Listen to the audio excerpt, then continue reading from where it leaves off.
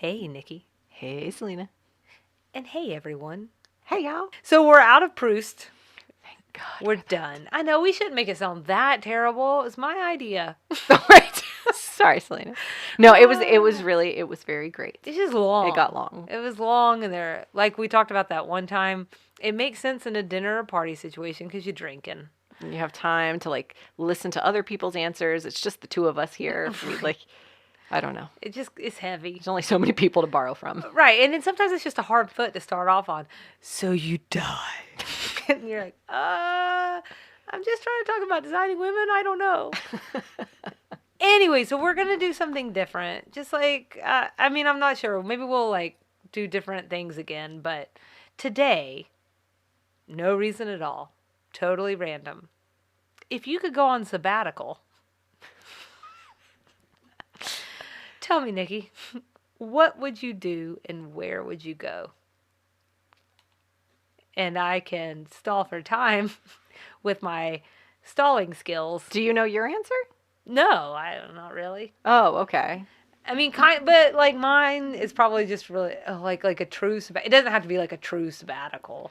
I think if we're staying in like the reasonable world, we've talked a lot recently about moving to the European countryside. Somehow it feels different, like the French countryside. Or the other day we were talking about like the Netherlands, like Holland, Austria, something like that, living in the European countryside.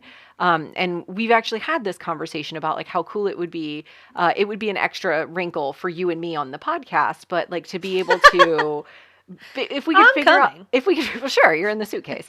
If we could figure out the time zones and I had that free mental space to just focus on it. And then Kyle could still do his job. And our kids, we could figure out whether we want them to go to school with expats or if we want to do like a tutor, or if they would just go to, I don't know what the schools are like there. I'd have to, investigate. But a lot of Americans have done that and gotten like world experience that is really useful to them. And I think that would be cool. I think that if I were on sabbatical from work in my current reality, in my real world, the podcast would be the focus, and trying to figure out how to parlay that into some other creative opportunities and creative projects. I love that in both of these scenarios I'm factored in. You're there. That's wonderful. You're there either way. So I think mine always goes back to this idea that I'd always want to be traveling, and I need a home base, but I'd always want to be traveling, and I think I would just want to mine's it would be nothing to do with reason. I'll try and think of a reasonable one. No, don't. But it would, to like counter this one. But it would really just be like bouncing around to anywhere that I haven't been first. And then I'd like to come back and like really like languish in some areas. Like really like spend some time in some places like where I've had to rush through in the past, or like I felt like there's all these things that I needed to do. I feel like I've gotten better about that as I've traveled more, but even like 4 and 5 years ago, I was like, oh, you got to do everything that's here. You may never come back. And like, I tried to get out of that mindset. Like you can always come back. Yeah. And that way it's like more enjoyable. I think if money's no object, then I think my sabbatical would be very similar to yours. Like some sort of version of traveling. Whether it's like spending 6 months in, some part.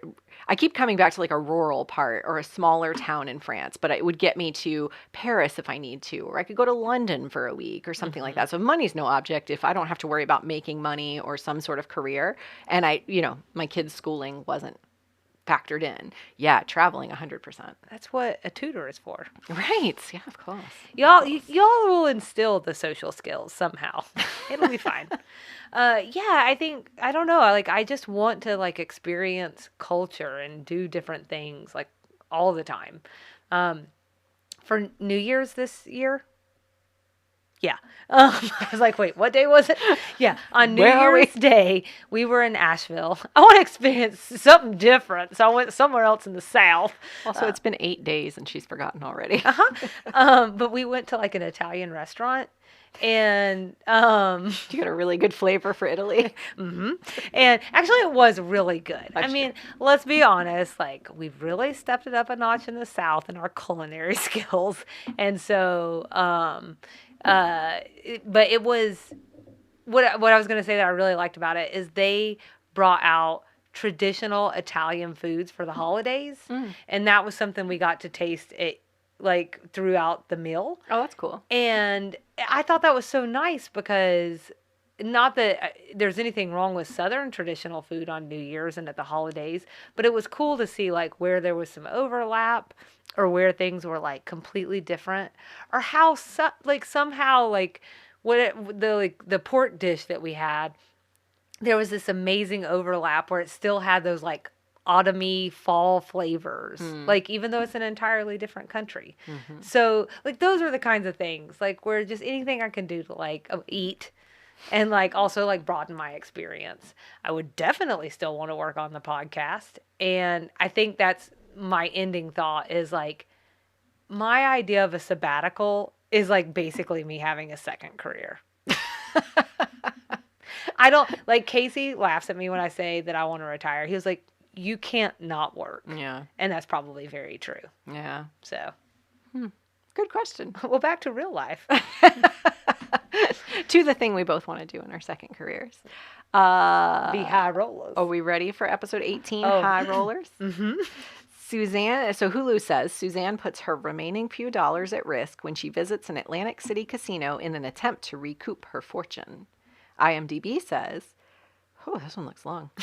Suzanne is now living with Charlene and selling lingerie to pay off the IRS. Charlene tells her a story about how the founder of Federal Express kept his company afloat.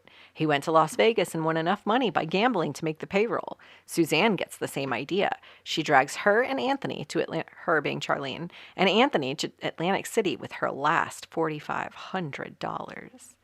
This aired on February 8th, 1988. It was written by LBT and directed by Harry Thomason. What do you think about those descriptions? I think that second one was definitely written by a user, which I'm okay with, and let me tell you why. Because I like the detail. I'm not saying, I'm sorry, whoever that was. I'm not saying it was well written. I'm just saying, like, I feel like people get a nice little reminder of absolutely everything that happens. It felt to me like they copied the script of the episode into the description. Like, if I were to describe this episode, I'm not sure the FedEx piece would have made it into my description. No, I don't think you necessarily needed to know that, but it will help with this week's extra sugar. I was going to say, so incidentally, that's the part I would leave out and put in an extra sugar. So let's do some general reactions and stray observations with the caveat that all of mine are stray. Okay. It happens that way for me, too. Do you have any general reactions? This is what I have realized is an addendum to something I was talking about when we met in a completely different time to talk about episode 17. Okay. Which is this idea that, like, more times than not, we're told about things that happen versus shown things that happen. Yeah. And so this is another instance where, like, it's sort of taking me 2 seasons to realize that is a lot of the show. And I can't figure out, like, whether or not that's a sitcom thing. Is it this sitcom thing? I don't know. But this was like, why are all my general reactions questions? Why, when I'm trying to get to the bottom of that, is there another question? Questions on questions. I'm going to have to start taking notes. So, but I was just, those are some You were things just wondering. I'm just Charlene. So are you talking specifically maybe about the casino scene where we see her lose all her money, but we don't see the great redemption? I don't care as much about that. Oh, that's the most interesting part of the episode. I would have, well, but I'm okay with that way that played out. And we actually got to at least go there. Okay. Right. So I think the ones in the last episode were much clearer. So my point was going to be that would have been an easy shift to make. Oh, they wouldn't have required an additional set or an additional cast of characters. They could have just shifted the focus a little bit. So if that's not what you thought, then no. My example on this one was Anthony's experience with Consuela. But then you would have had to have seen Consuela, and you can't do you that. can't see her. Right. Although they do get around that in other sitcoms with that trope of not showing someone, where maybe they're like on Big Bang Theory, you hear her off to the side. It's Howard's mom. You never actually get to see her. Right. But he gave such very specific examples of very funny things that were like physical comedy things she was doing that I don't know if you could have gotten around that. And his interpretation of those things, and I get that was a really funny and all of that. But I think the other thing is like, because we've sort of been watching these in chunks. Thanks for that word. Groupings. Collections. Yeah. Oh, that's fancy. Anyway, so so we're watching these in collections. And even clumps would have been better than chunks. I don't know. Clump sounds like something in the back of Jackson's fur. Hey, now. They pile up right here under his eyes. Oh, that's better behind his butt. That's true. Okay. But I think it's like maybe the compounding of it with the last episode. And then I think now that we're sort of like winding down in the season, I'm like, man, we just like hear about a lot. Yeah. We're told about a lot of scenarios. We don't get to see a lot of scenarios. We get to see it all hashed out back at Sugar Baker's. So you know what's funny about that? I might have just made this comment in a previous episode that we recorded at a separate time, but like episode 17 maybe, because I was saying how I love how we can hear these anecdotes about characters without seeing them, that you can vividly imagine the character doing it. So there was Suzanne turning Anthony into the police. How hilarious that is. I almost wonder if it's because these... Maybe not hilarious, the action. Right. No, the whole idea, the concept of it. Remember when Suzanne mangled Anthony and it was hilarious? But like, it's so ridiculous that it would never translate visually. You have to hear, like, it would take the most amazing character, the most amazing actor, the best timing, the best camera angles to capture them. But I think you're latching on to something interesting, because I'm taking it as it's funnier like said than actually seen, because it could never actually be that funny. Ooh, could it also be Southern? Because Southerners are good storytellers. So it's like some of it purposeful. Yeah. That we're hearing it through story rather than seeing it. Maybe. Well, solved. Well, not really if you're still unhappy. I don't know how you want to play this, because I just have like a lot of questions. So. Well, why don't you start with your questions? Maybe they get into some of my strays. Okay, I like that. While everyone else was in Atlantic City, did Julia and Mary Jo's conversation resonate with you at all? Do you want me to remind you of what I'm talking about? You don't have to remind me. I don't think it resonated with me necessarily. Really? Yeah. So they're talking about there are two types of people in the world: the parents and the children. Right. Those who make messes and those who clean them up. They want to do something bad. Let's go take the day. Let's go fishing. Let's get out of here. Oh, there's carpets to measure and invoices to do. No, we'll just stay here. None of that resonated with you at all? Only because I don't get the sense that there are other people doing more fun things than me right now. Do you know what I mean? Like, I don't think everything sucks. Yeah, I don't think there are a whole bunch of people skipping work to go to the brewery down the street, or skipping work to play hooky and drive up to the mountains. Like, I don't think people are skipping out to do. So think about before 2020. In the before times. Yeah, the before times. There have definitely been periods in my life where I get tired of feeling like the grown up. Yeah. Feeling like the most responsible person. Okay, well, I was just wondering, because it resonated for me. Really? And I have both been the parent and the child. Of course, I've been a child, but I mean this idea of there being two types of people. I've definitely been the least responsible person in the room at points in my life. But my early 20s and beyond, I've been the more of like the parent, or the serious one, or the one that felt like some sort, whether it was there or not, the weight of needing to make the right decision and all of this. And so, or like, I think of this idea of like, kind of like, you and I like being at work and being like, oh, let's go do something bad. And we're like, no, we got to do a whole project. Right. So we'll do nothing. It reminds me of when I was in high school. My version of bad. We left school in the middle of the day one time. All the other kids were testing, and we were seniors. So I don't remember. We were in like a free class or something. For some reason, there was no teacher there. So we left. and we got halfway to QT, I think it was, but we got spooked because we thought somebody was going to notice. So we stopped at Dunkin' Donuts halfway and got our coffee and went back to school. Meanwhile, I was smuggling people out in my trunk. Our entire excursion in all 4 years of high school, the only time I left school in the middle of the day, my entire excursion was maybe 22 and a half minutes. Yeah. It seems sad, but I mean, I don't. Yeah, who cares? Whatever.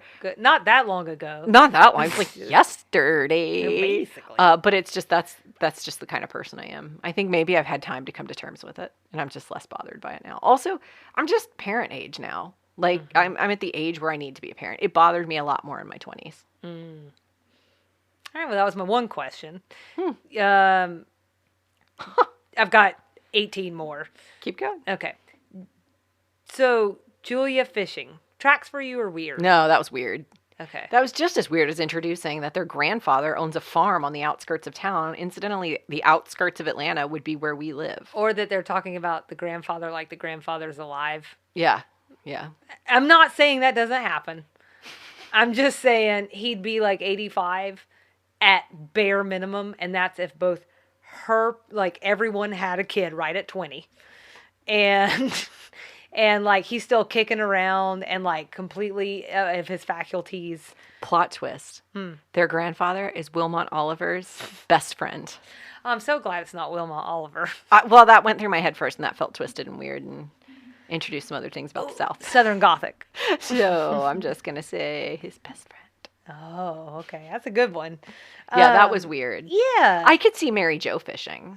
And this is not to say that like. I don't know. It just didn't track with Julia's personality to me. She doesn't.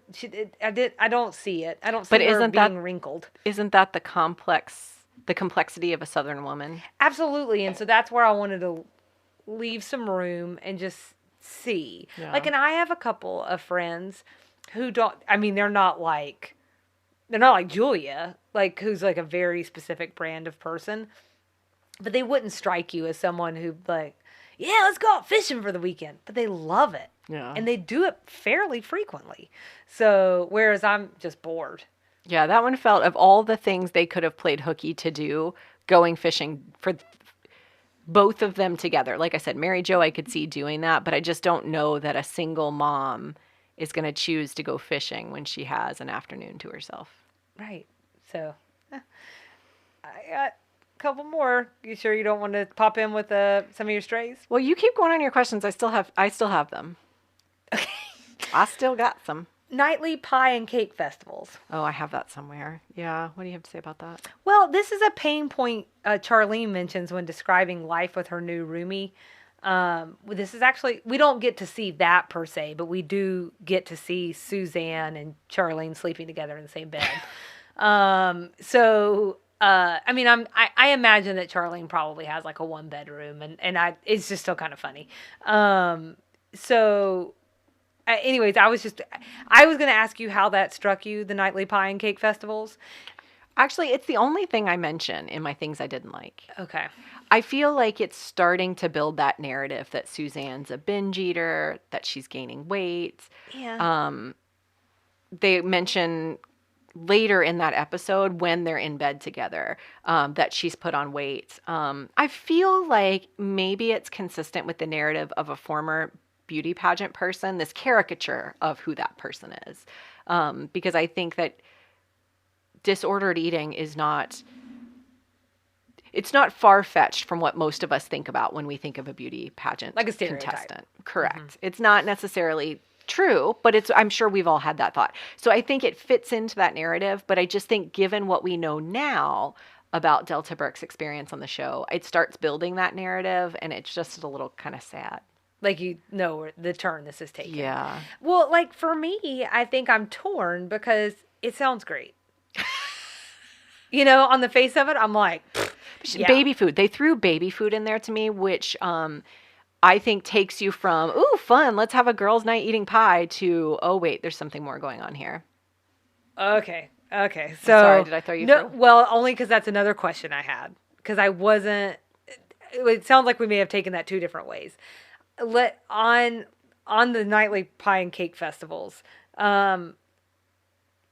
obviously, I agree with you that this sounds like a ramp up to laying like some breadcrumbs or something, which I don't like because we know it's going to take an ugly turn.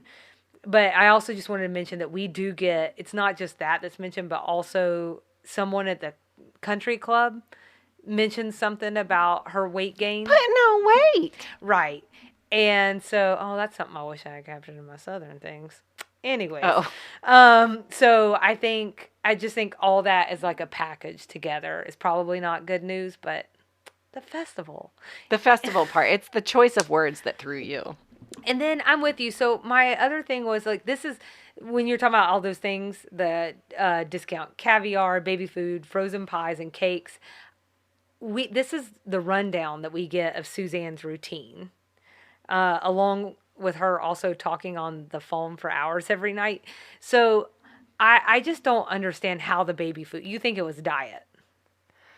I think it was something high in calories. I think it was something weird. It was something odd. Like, I don't know that anybody has said baby food is the most delicious thing in the world. I don't quite know the intricacies of how that plays into disordered eating. I don't know if maybe it takes up less room in your stomach and you can eat more. It's like a binge eating situation. You just want to put as much in your body as you can, and that takes up less room. So you can actually enjoy some of the chewable foods and still feel that fullness. I don't want to get into eating disorders because I don't really know much about them other than I think they're sad and they're unfortunate. Sure. But I think there was something to be had in there about that. It was a very specific example. Okay. And I was like, is this a mistake? I need to say something else because all these other things sound like these luxurious, indulgent. Maybe not the discount part, but it just was weird, and I was very curious. Charlene bought Suzanne Missouri lottery tickets. Why not just Georgia lottery? I have an answer for you on that. Oh, but it's in my things I had to look up. I have an answer on that. Everybody has to wait. The spoiler is because the Georgia lottery wasn't in place yet. Because I had the exact same question. Front door. 1992, I think, was the year. That's late. Zell Miller. I'm so impressed. So impressed by you. Okay. My last question. Did you get caught off guard by Suzanne's introductions at the roulette table? I'll remind you. Anthony is her gambling advisor. Now, I just thought, I haven't done a lot of gambling, but I thought saying that in front of the pit boss might be a little bit of a red flag. I think that's why the pit boss was there. I said, sorry, this is just my card counter. I think that's why the pit boss was there. I think that whole section right there with the pit bull, I think it all served to show how little she knows about gambling and how out of her element she was. Okay, I do have thoughts about that later. And Charlene is one of her oldest and dearest friends. Yeah? But for female friends, maybe. I think that's true. Yeah. But it took... She's the only one she's sharing a bed with, no? That's true. Her and Anthony. Those are her two dearest friends. All right. That ain't a lie. It did catch me off guard in the moment, though. Really? Yeah. All right, I'm out of questions. Sorry about that. One of my strays was I loved how they talked about Suzanne spending an hour every day doing her makeup, then going back to bed, sleeping till noon. It sounds like wasted energy to me. What are you doing? But sleeping till noon doesn't sound half bad. It sounds like a mixture of this is my routine and I'm depressed, maybe? Maybe.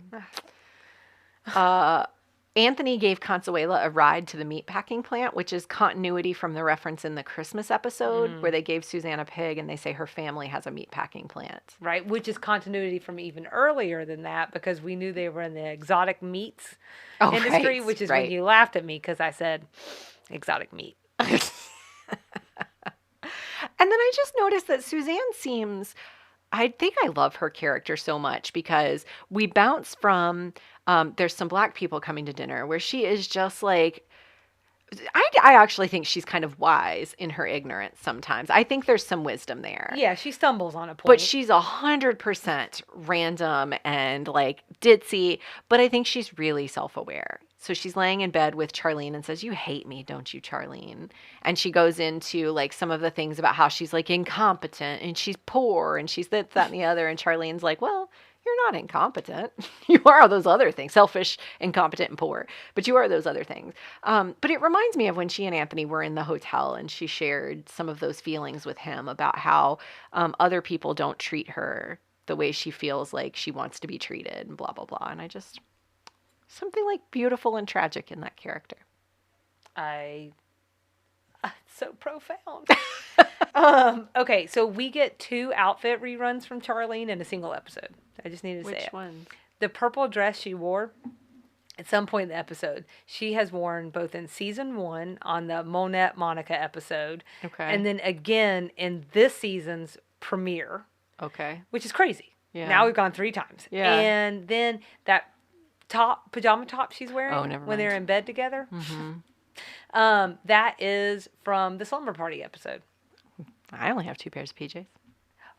Well, it's fine. It's just funny It's just that funny. it's like, yeah. I thought you were going to say, and maybe it was the last episode, there is a blue dress that she's wearing that has sort of a peplum top. It's like a blue suit dress. Has a peplum top. I thought I had seen that before. So when you Probably. said that, I was expecting that. You but know you have 8 times. Probably. The other thing I was going to say is that Suzanne wins $39,000. In today's money, this is close to $100,000, which is the only way I'm buying what she plans to do with it. 100%. Yeah, because she's going to make her first big payment to the IRS, get her home back, which is a mansion, and then she's also going to pay her country club dues and get a bunch of facials. 100%. And I actually almost mentioned that, but I wanted to be careful with any like sense of classism. But that just didn't seem like very much money to me to do all those things. And actually, spoiler alert, next week we're going to talk about country clubs in Extra Sugar. And yeah, that's tough for dues. That's a tall order to make dues happen and the IRS payment. Yeah, I did look up some of those, and I will just say it is hard, and I can't wait for Nikki to talk about just how exorbitant those fees are. So yeah, I just had to mention that because I was like, that's not real life, and I don't think that sounds classist. I think that's just math. Yeah. And I'm not even good at math, but I know that don't necessarily add up. Yeah. When we've seen the house, it's a big house that would cost a lot of money. So let's talk about the things we liked, since I couldn't shut up before. I thought the script and the delivery on this episode was spot on. So at the very beginning of the episode, Julia says, "You don't have to tell me about Suzanne. I'm her sister. I lived with her for many years, and most of them she spent in the bathroom." I just thought that was such a funny response to them talking about how much time she spent in the bathroom.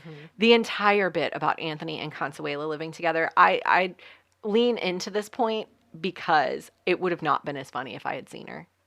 The things he talks about, every one of his anecdotes, she is such a vivid, eccentric character that I cannot imagine someone could have played that character. Couldn't live up to You just couldn't live to the standard. It was a bad example. Oh, sorry. No, my example I latched was bad. onto it. Yeah. I latched onto It was a bad example. her writing her last address is the bowels of hell was just so funny. He talks about like when she's watching him watch TV and she has her face pressed to the window, and he says like, he goes on to say she was giving herself a permanent. She had these rollers in her hair. Her face wasn't just pressed to the glass. It was mashed. Her nose was flat. Her lips were spread over the window pane. Like, I just don't know that anybody could have done that. That's true. On that, this is all part of the script. The other thing I really loved is the discussion between the ladies about the lingerie. The very best part, I almost said lingerie because I say that to be funny sometimes, and I had to catch myself. Oh, I would think you were talking about some sort of wrong form of lingered. There's a line in Napoleon Dynamite where they talk about get yourself a dang quesadilla. Oh, And one time we were in Mexico, I think it was. Oh no. And it was with my family, and I was joking with my brother and my parents about a quesadilla, and I accidentally ordered a quesadilla. Oh, I was mortified. So I have to choose my words carefully. But the discussion about the lingerie was so funny. When Julia learned about edible underwear, her delivery was she's like, "What'd she say? What'd she say?" It was just so funny. Oh, that's funny. I wasn't paying as much attention to her. She says, "What did you call it?" And then Suzanne repeats it. She turns to Charlene and she goes, "What'd she say?" And then Charlene follows it up with, "But who would spend good money on underwear just to have a loved one eat it off? Not say like have their husband or their boyfriend, loved one." For some reason, that terminology was so much funnier. Yeah, I agree. But I just thought all of that script writing and delivery was hilarious. I agree. And so this is also on my likes as well. Yeah. Did you have some other likes? I mean, I'd like to spend a night in a casino with those three. I feel like that would be fun. Absolutely. Yeah. And then I'll say the last thing that I really liked was watching Suzanne dump her money out on the table. I feel like that must have been really gratifying. Yeah. She took her bag and just dumped it, and then follows up with her 2 lessons. You can get something for nothing, and gambling does pay. I love that. I thought it was great. Yeah. So I'll tack on to the part about lingerie that the other part of the conversation that was funny. I think this is Mary Jo. She goes, I mean, who thinks this stuff up? Can you imagine the factory where they make this? That there is actually a person out there who works as an underwear taster on an assembly line. What would you tell your children? What would you tell them? Well, I have an answer. Fruit roll-ups. I'm thinking like just tell them you work in a factory. Oh, yeah, they don't care. You don't have to bring up they don't care. And I don't, this is getting technical, but I don't think edible underwear customers are overly concerned with the taste. I have to tell you something, though, going back to what would you tell your kids? You think they don't care. Every day I ask my kids what their favorite part of their school day was. Like, tell me about something fun you did. Last night, laying in bed, Landon, my 4-year-old, says, tell me what you did at work today, Mommy. And I started telling him what I did at work. And he goes, no, tell me what you did at work. And I was like, what do you mean? And he goes, like, the stuff you did. Like, not just working on your computer, the stuff you did. And so then we had to go into the meetings I called into and what they were about. So some kids care. And he, like, paid attention. As much as a 4-year-old can. Okay. He asked informed questions. I guess so. Wow. All that to say that you can still frame it. If that's where you work. That's true. I do think I would care about the flavor of. I'm bouncing around now. You've lost me entirely. We've been recording a long time today, so. What flavor edible underwear do you want, Nikki? Strawberry. Oh, strawberry is my favorite fruit roll up, and I equate it to a fruit roll up. Yeah, it's probably the same thing. Fruit roll ups are delicious. Watermelon would be good too, which I think is the flavor. No, she said cotton candy. Oh, never mind. I'm less excited about that, but you love cotton candy. Right? I do. Okay. I didn't think I was making that up. I mean, I don't know if I would like it on underwear. Well, you never know till you try. That's true. So, I would say Christmas is around the corner, but it's not. It just passed. I like that we leave sugar bakers, at least technically. Yeah. So, I mean, are we on the cruise ship from earlier this season? Yes. Probably. But this time there's like a casino table in it. You can tell that I also am very familiar with the lingo. It was a CRAPS table. That's how Charlene says craps. Oh, yeah. She can't say it. Which surprised me. I didn't never know that she was that precious. Craps and that she couldn't say craps. And then my last like is Suzanne singing the name game because Consuela told her it's an old Haitian chant for good luck. Oh, my gosh. Which is exactly what she should have told her. Going back again to something you said in a recent episode about their delivery and that sort of like sing-song melodic way they deliver, the way she did the name game was just, Consuela! It was just so amazing. Every time I heard it, I died laughing all over again. Yeah. Although if I had been there, I probably wouldn't have thought it was as funny. It's crazy. Yeah. All right. What about what you didn't like? So I was alluding to this earlier. This is like at the casino. I'm not going to frame this like a question because I feel like I've asked you enough questions. Oh, no, I like the questions. Okay. Well, then, all right, fine. Did Suzanne's character feel somehow off to you at the casino? But I'm going to guess no. No. And so for me, it did. Or she did. Oh. So, not like where I disliked it. I was okay to suspend belief because I like this episode. Okay. But from other bits of the show, I think that we can interpret that Suzanne is pretty well traveled. And I think that, they come from old money, so she's pretty refined. It's not just because she's wealthy, but they have made it very clear that she's in that world and of that world.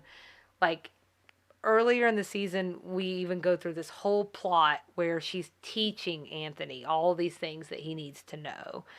I'm having a hard time believing that she'd be a fish out of water there. And I know it's Atlantic City, and I know Atlantic City has some, reputation about maybe being, a sleazier Vegas or something. Not to be mean to Atlantic City. But what they made that casino out to be was a nice casino. I mean, for the show's production value. Mm-hmm. And people were really dressed up and all this stuff. And I just find it hard to believe that she's never been in a casino situation. That's something that rich people do. they find themselves in those situations. Like Oh. benefit nights Yeah. are often like these casino nights. Like this is something that I think is pretty standard. So I find it pretty hard to believe that like she just doesn't know anything to do here. I can see where you would feel that way. I'll say that my counter to it was actually I didn't see her as a fish out of water in the sense of like not fitting in. Like I didn't see her as less classy than the people around her. I think she's more animated, and I think those people didn't really care for that at the table. But I've been in casinos before. I hate being at I'm going to call them gambling tables too. But like I've been at the tables before, and you have to be so prim and proper because the pit boss is watching people. I wouldn't have a problem with it because I'm typically losing. But I always feel like I don't know what the rules are. I feel like I'm not doing things the right way. So I think she's just a little more animated. I felt like she was appropriately dressed like you would expect. Her hair looked amazing. I feel like you make a good point about the benefit events, like I feel like she would find herself on the arm of someone who is gambling and doing the right things. She's never had to like call things out and call the shots. And being in the driver's seat, I think she's just more animated, which I don't think is fish out of water. I think it just was fish out of water for that table, maybe.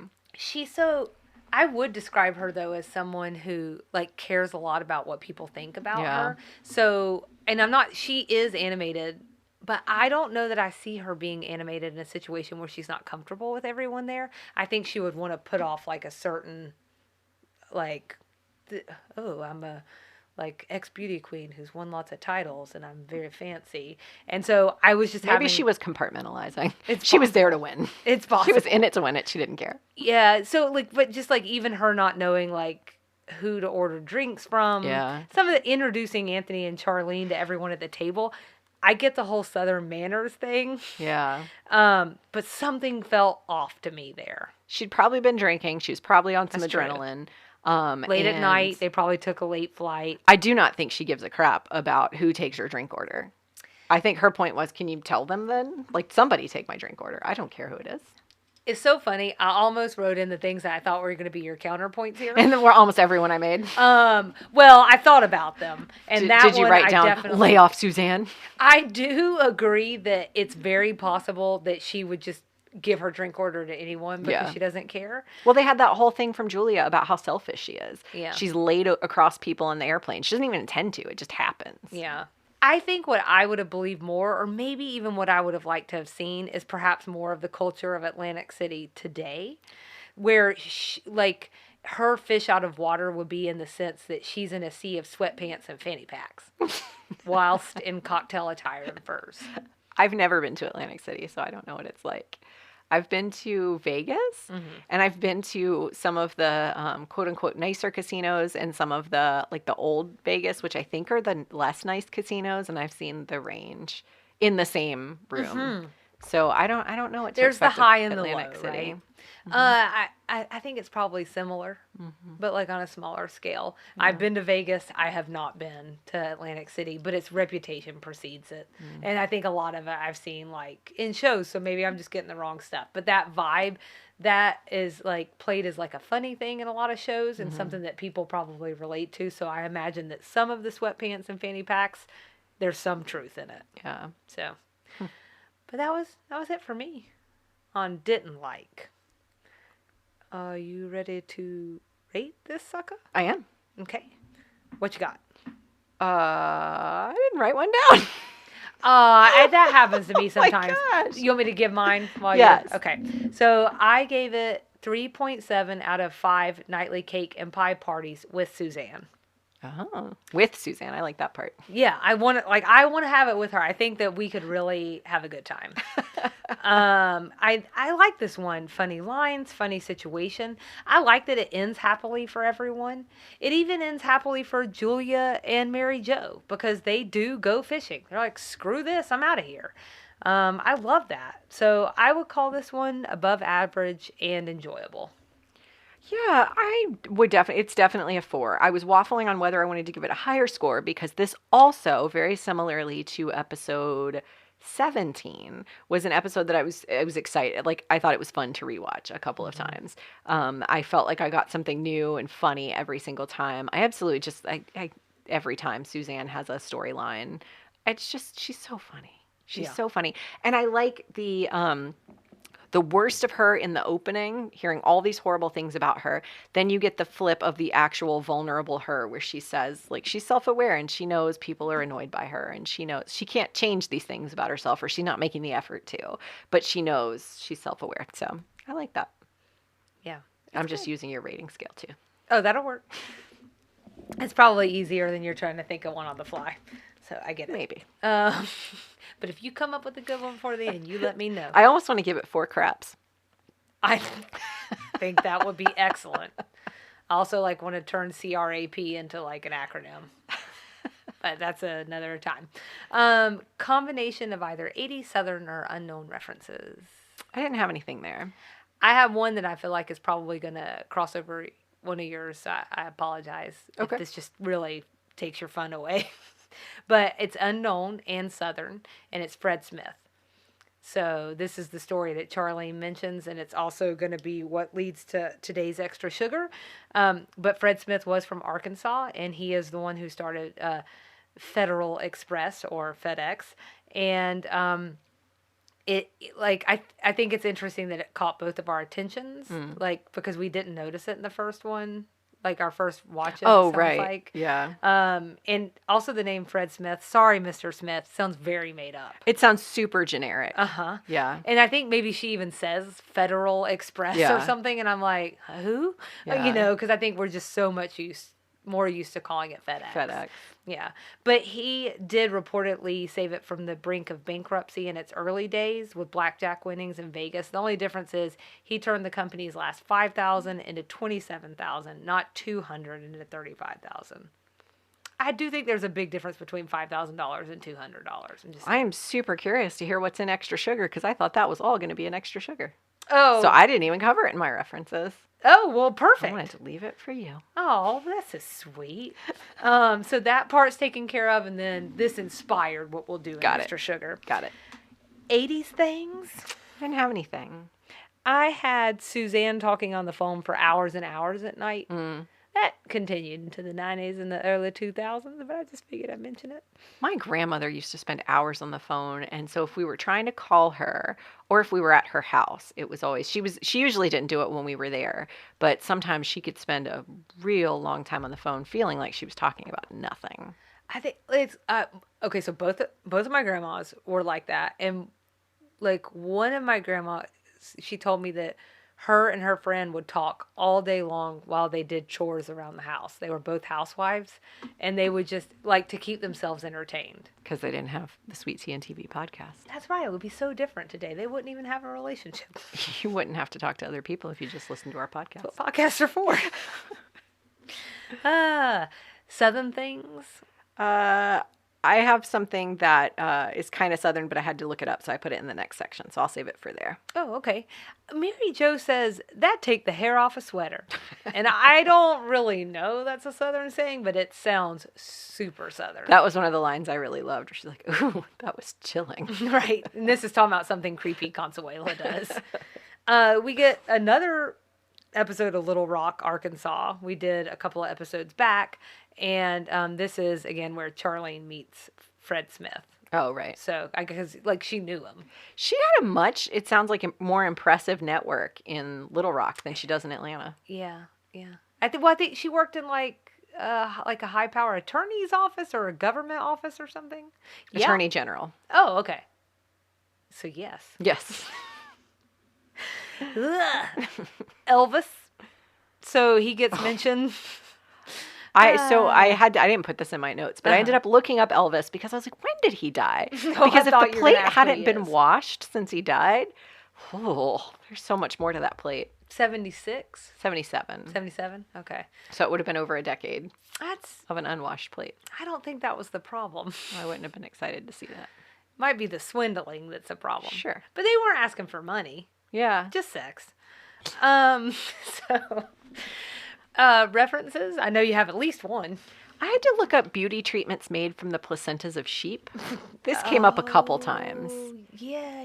Charlene mentions that this is part of Suzanne's nightly. While she's on the phone, she gives herself really intense facials, including these things made from the placentas of sheep, which she knows because she accidentally ate them, which sounds disgusting. This is 100% still a thing and 100% real. I found a 2015 Hollywood Reporter article that said Harry Styles, Kim Kardashian, and Victoria Beckham line up for these more than $500 treatments. And there was something like the stem cells in the placenta penetrate the skin better or something. It was not for me. Sounds cruel in some way. I don't know. I had to look up when the Georgia lottery started, and I just mentioned this a minute ago, but I'll just add, the government-run lottery was explicitly allowed in a 1992 constitutional amendment to Article 1, Section 2, Paragraph 8 of the Georgia State Constitution, approved in a referendum. It was like a really big deal. Is that when Hope came along? I feels like that's how they'd have to sell it. Feel like Hope was a few years later, but I did not specifically look into that. So the Hope Scholarship is funded by the Georgia Lottery. If you are of a certain generation of college students, it may have been what made it possible for you to go to college because it covered your tuition, your enrollment fees. I don't remember all the fees for college, but it covered the major fees. It gave you a little bit of a book stipend, but unfortunately not enough to cover all of your books. And then you paid for like room and board and your food. Very helpful. It saved, honestly, I am so grateful to that because that's what made it possible for me to go to school. But I don't know the answer to if it came along at the same time. Thank you, Hope Scholarship. Thank you. And all lottery ticket buyers. And then the last reference I had to look up was the name game, which is the Consuela thing. So this is an American popular music song co-written and performed first by Shirley Ellis. It's a rhyming game, and it is exactly as Suzanne does it. There are rules for it. So, like, there's something like they use the word Billy. So, Billy, oh, illy. You just, something weird about how if it starts with certain letters, you do it a certain way. Yeah, these are the kind of things that I really know how to screw up. I actually was very afraid that you were going to ask me to play it, so I went ahead and, wrote yours down. I wrote yours down, but it's easier for me just to do it. Oh, really? Selena, Bobina, Banana, Fana, Fofina, Mima, Momina, Selena! Nicky, Bobicky, Banana, Fana, Fofiki, Fee, Fi, Momiki, Nikki. Mike, great job. My name feels like it has the capacity to make you say something unintentional, like a dirty word or something. Do you want me to do that version? Yes, please. Beth, no, that's for Sweet Tea and TV up. After Dark. Is that what you called it? Yes. I didn't say it right. After Dark. That's why. You just need to add that in as all. I had to look up croupier. Oh. I had no idea what that was. Even though I've heard it before. Yeah, and it's specifically for roulette. Oh, so not the crap stealer. So yeah, no. Okay. Yeah. Yeah, no. I mean, this is just what I read, so I could have read something wrong. And I don't, because I was like, so why don't y'all just say a dealer? But dealers are specifically for dealers card are something games. Different. They're specifically for poker or blackjack. But a croupier is an employee who collects and pays bets and assists at the gaming tables, but it's usually that they're in charge of roulette. Oh, so who's in charge of craps? Charlene. Yeah. It might be craps too. That's why I was saying. Okay, I think it is. This is my notes from a couple weeks ago. Give me a break, Nikki. I'm sorry. I don't care. Give me a break. God. I don't care. You're fine. Cut lines? I had two that I wrote down. Okay. This one was at the very beginning. There was, I think it was Julia and Mary Jo having a conversation. And Mary Jo says, I do feel kind of sorry for her too, though. Losing your life savings is pretty tough. Julia says, having to lease out her house is the tough part. I think she could deal with everything if it wasn't for that. That you can't hide. Everyone knows about it. I can tell it's just killing her pride. I know. And Phyllis Stonecipher stopped by. That's all we needed. You were at the bank yesterday when she was in here just gloating over Suzanne's financial troubles. She was grinning so big I thought she was going to tip over. I'm bringing this up because this part feels very Southern to me.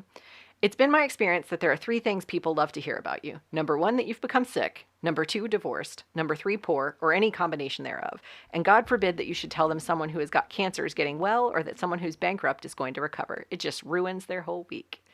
It feels Southern to me because we just love to know things about other people's lives. And it feels like that whole bless your heart sort of.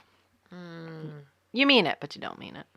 Yeah, I get that. I think what stood out, I had that line written down too, and I'll say I thought it was important because, one, we probably could have picked up on through some context about her leasing her house and stuff, but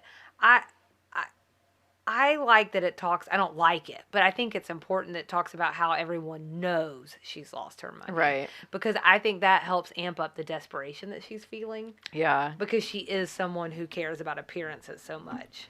I think she said in the last episode she had the big foreclosure sign on her front lawn.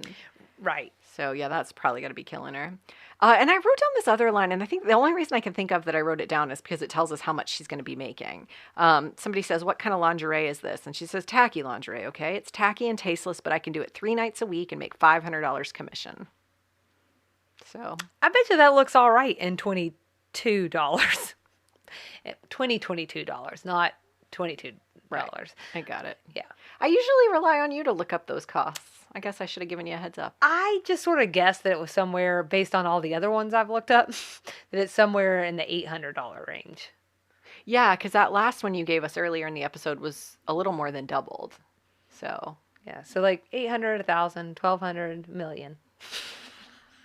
More than 500. Math, am I right? I had that one down too, and I thought I think it's important because it also tells you how she's feeling about it. Because she's like, "It's tacky lingerie, it's fine." Yeah, that's what it is. Yeah, and yeah.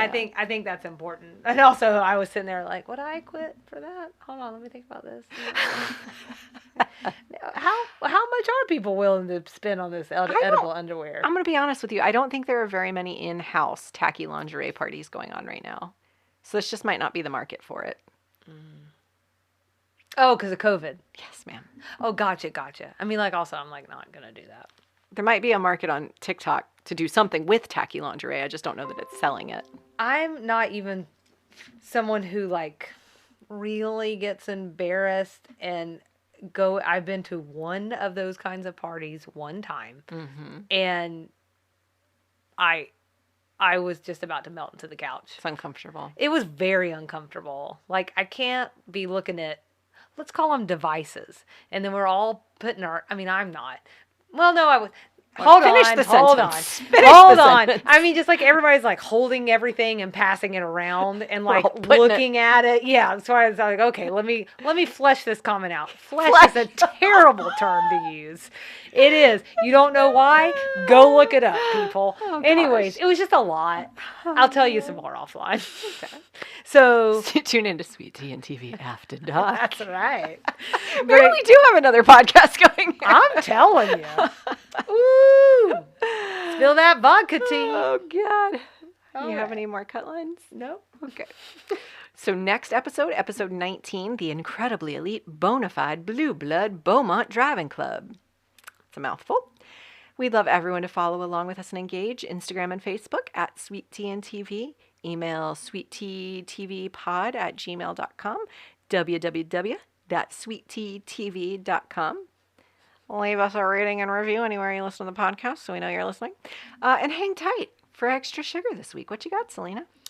Well, we're going to talk about great comebacks. Oh. So, we'll see you around the bend. Bye.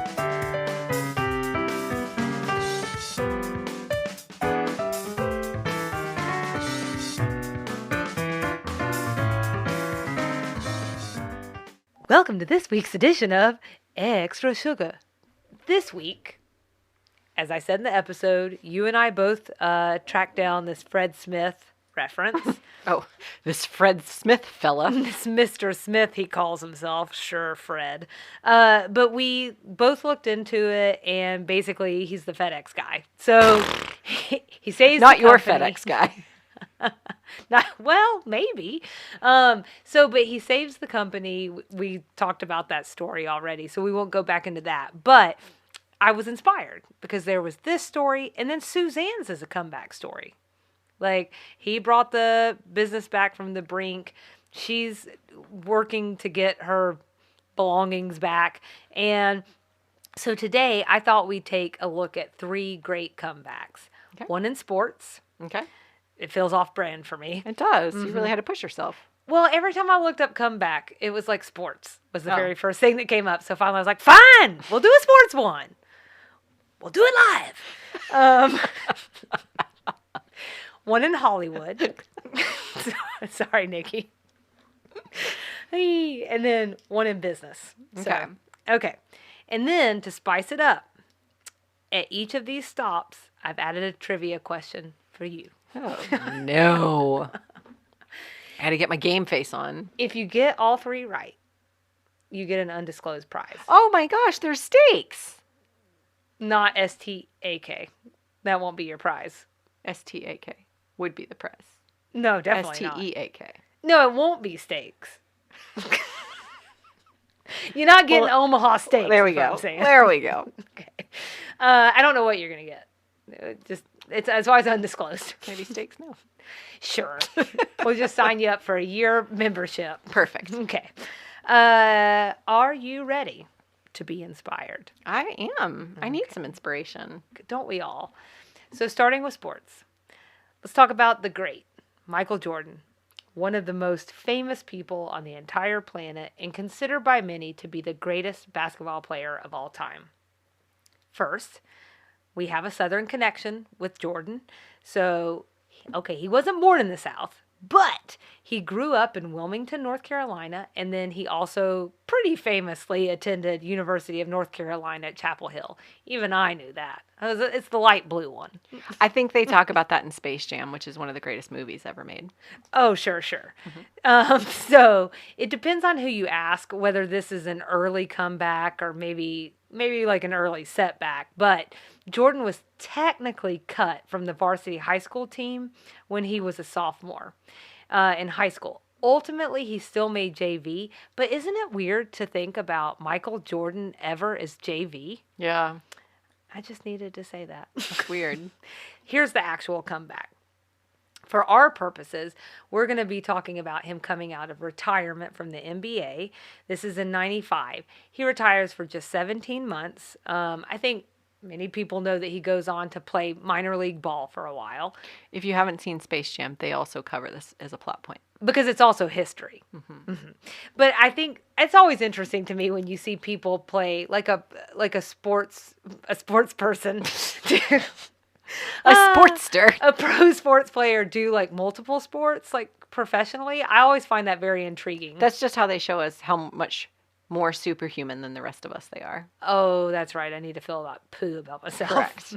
Correct. Absolutely. It's all about making you feel like crap. But he comes back. He comes basketball. out of retirement and he comes back and plays for the Chicago Bulls again. And he goes on to win 3 NBA championships with them. This is his second three-peat. For those of you not in the know, a three-peat. Selena Googled it. No, I already knew because I watched The Last Dance last year. Oh, okay. So this is 3 championships in a row. And so he did that twice. He's the only person to ever do that. And so that's the comeback. Okay. That's a good one. Not bad. Here's your trivia question. Space Jam. Not Space Jam. Doggone it. What is Jordan's estimated net worth? Do I get to do a range or something? Do I get some options? Oh, yeah. Okay. Yeah, just pull that out in the yellow hat, will you? A, 900 million. B, 1.3 billion. C, 1.7 billion. Or D, 2.1 billion. 1.3. That's incorrect. 1.7. That's also incorrect. 2.3. It's 2.1. That's the one I said. I was torn. Doggone it. I knew it was a red herring that those two in the middle were so close together, and I should have just gone with the highest one. Air Jordans. Gosh darn it, Nikki, you stupid person. All right, Nikki. 2 billion. I'm not going to do any more trivia. Go on. Okay, so, but an interesting side fact is that Forbes says only... You guys, Nikki's going to be beating herself up about this for days and days. I'm just kidding. She'll forget by the time we walk out the room. My hands are so sweaty. I got the answer wrong. Oh, no. Do we need to drop the trivia portion? It's fine. Go on. So Forbes says only 90 million of that fortune came from his salary during his playing days, which is interesting because that definitely plays into what you were just saying, which is those big time endorsements, and it wasn't the Hanes. He's done some massive endorsements. He really has. And there was a time like in the late 90s, early 2000s when like if you ever went into a sporting goods store, it's and random stuff I feel like too, like maybe tennis rackets or something. And you're like, what's Yeah. and then Space Jam. Yeah, and then Space I Jam. really feel like you could have asked me a question about Space Jam. I'm so I've seen sorry. both of them. I'm so sorry. I did not think about Space Jam. What? How do you not think about Space Jam? I don't know. I'm sorry. I spend a ridiculous amount of time thinking about that movie 30 years later. Well, Nikki, let me tell you this. I believe you can fly. I can't. All right. So the second one we're going to go into, we're going to talk. I feel like I called this two different things. I think I said business above, maybe. Anyways, we're talking about career comebacks. Oh, I was prepared for Hollywood here. Yeah, that's it. Thank you. I'm like, what was this category? Hollywood. What's your dream?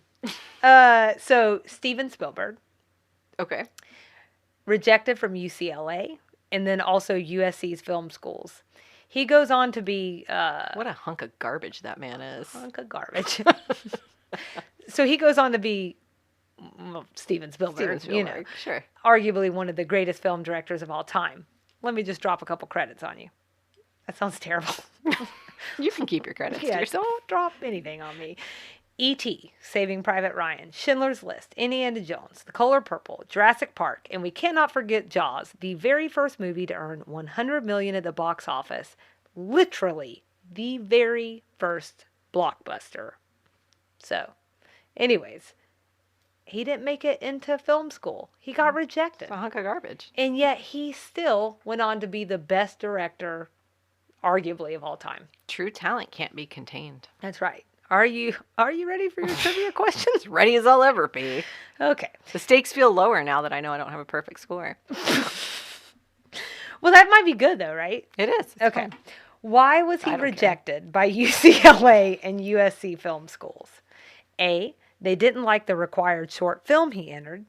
B, he had been expelled from high school. C, he had bad grades. Or D, he had a bad SAT score. It's going to be something stupid like his high school grades. Good job. Thank you. It wasn't going to be the short film. He's Yeah. a genius. They would have seen that. Now Nikki doesn't have to leave and beat herself. I'm still going to, because who likes the second best winner? Oh, God, nobody. First loser. Oh, okay. Well, we're getting some insights on how Nikki feels about me on all the games I'll lose. I don't think about you. I'm only focused on myself. And let that sink in, ladies and gentlemen, and everyone else. Okay, so our very last category is business. I did write this one down. Okay. So before I talk about the business comeback, I do have a question for you. Mm-hmm. Is there any one business that might come to mind for you that you think I might cover when talking about mega businesses that made a mega comeback? I'm going to guess it's either Microsoft or Apple. Apple. Mm-hmm. I mean, it was just, I looked at list after list after list, and it's absolutely impossible to have this conversation and not talk about them.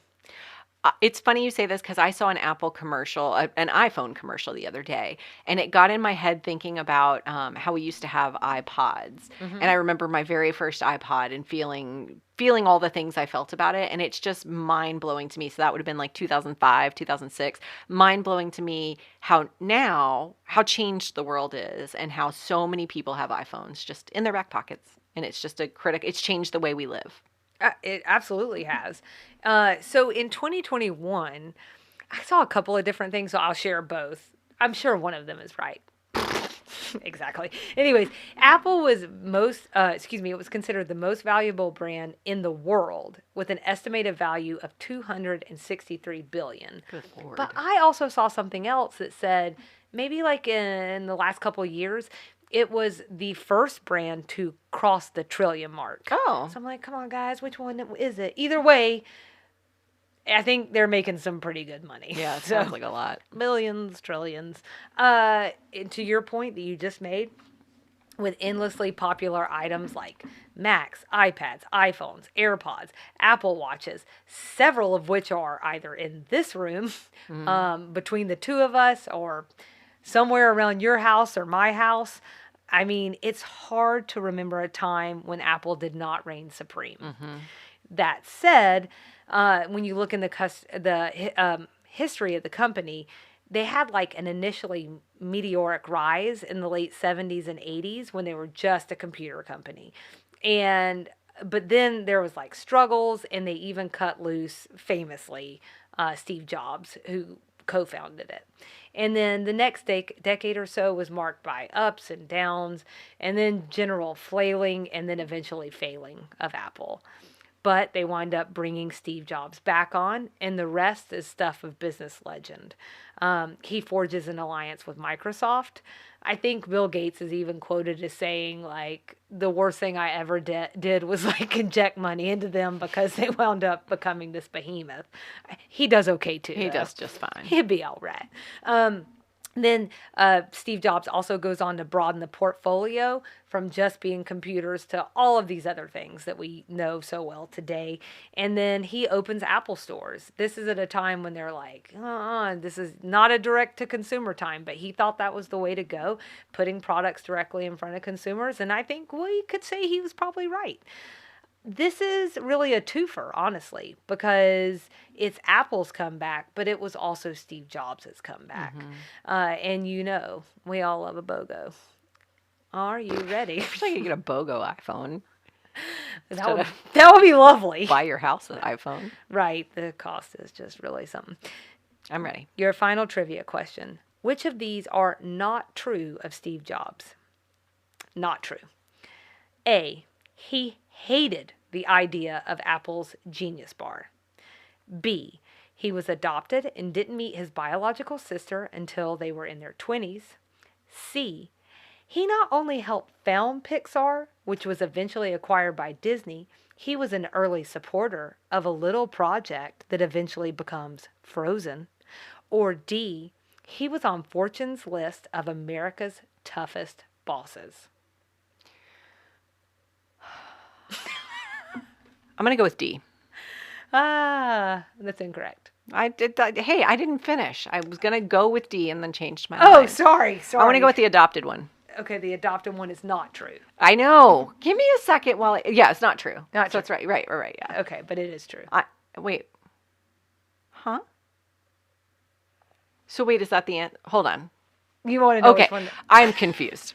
Okay. That's not the answer I want to give. Oh, okay. I want to give the first one. Okay. That he hated the idea of Apple's Genius Bar. Yeah. That's what's not true. No. C. Am I the context clue now? That is absolutely correct, Nikki. C. Now, the first parts are true. So I got confused because I think I remember he hated the Genius Bar. That's true. I think I remember that he was adopted. Yes, true. I thought the wrinkle might be the sister thing. And then hardest bosses seemed vague to me. So it's Frozen that is not true. That's right. Yeah. Okay. Sorry, guys. What are you sorry for? I don't know. But I go ahead. Oh, well, yeah. But it really is America's toughest boss. It was a hard question. Well, you threw a curveball in there asking me at the beginning, not as a true trivia question. You asked me which company might you be talking about, and I got the answer right. So I feel like when that wasn't originally included in the original list of questions, given that I just got that question right, technically I got 3 questions, and you intended for 3 trivia questions. So I feel like I won. I think I'm going to enjoy listening back to this. That's what I think. Okay. Is there anything else that you would like to add? Or has that got you about squared away? So he did not invest in Frozen, basically. No. Did you just make that up completely? Totally made up. Oh, okay. Yeah, totally made up. Oh. I read Steve Jobs' biography. Oh, did you? Mm-hmm.